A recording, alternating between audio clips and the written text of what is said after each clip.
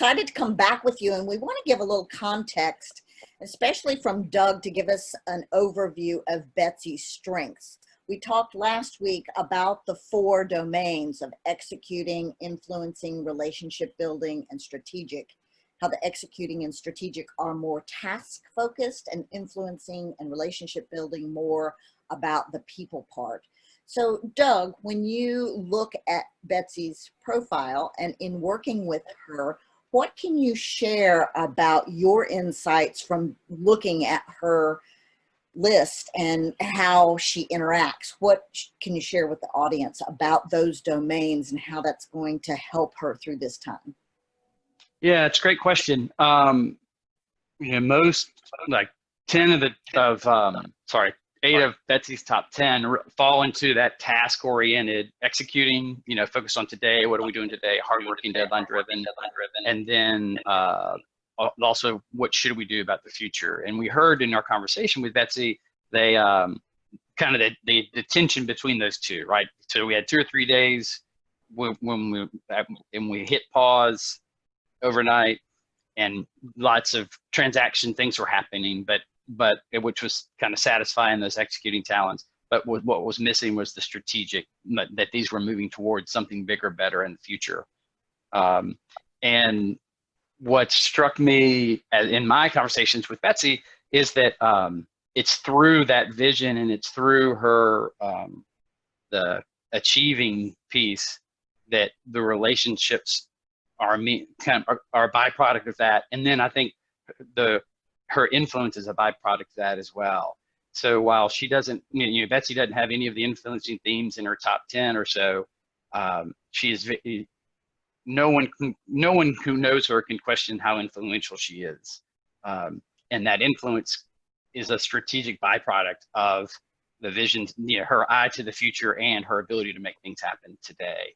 And the belief that she has in people, and how a lot of how she measures her impact and her value, it is the impact she's bringing to people, and because of all of that, she is very influential. And so how to think about how Betsy can go through those strategic themes and the executing to really put her thoughts, put her ideas out there about what she knows, and others will be drawn to that.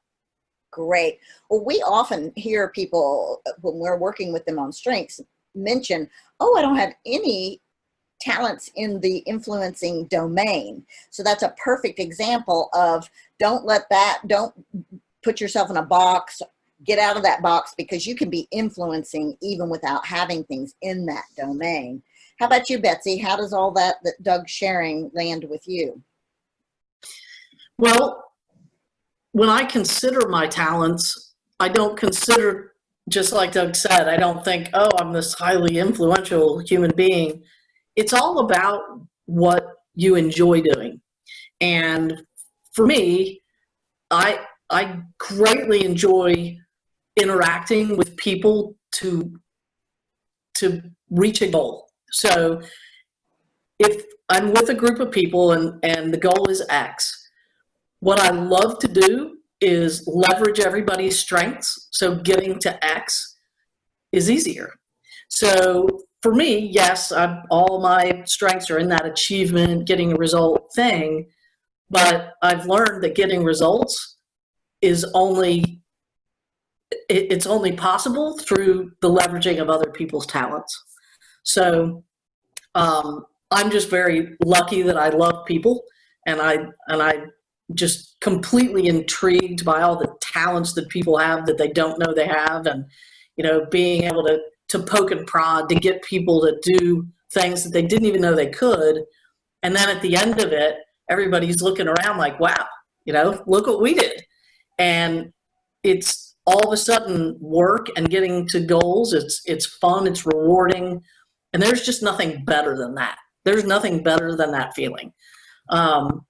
I somewhere along the line was blessed with the ability to engage with people in a way that is impactful, but what that does is just make everything I do easier. And that's always been my approach. It's just sort of a natural thing. I just think people are fascinating. Great.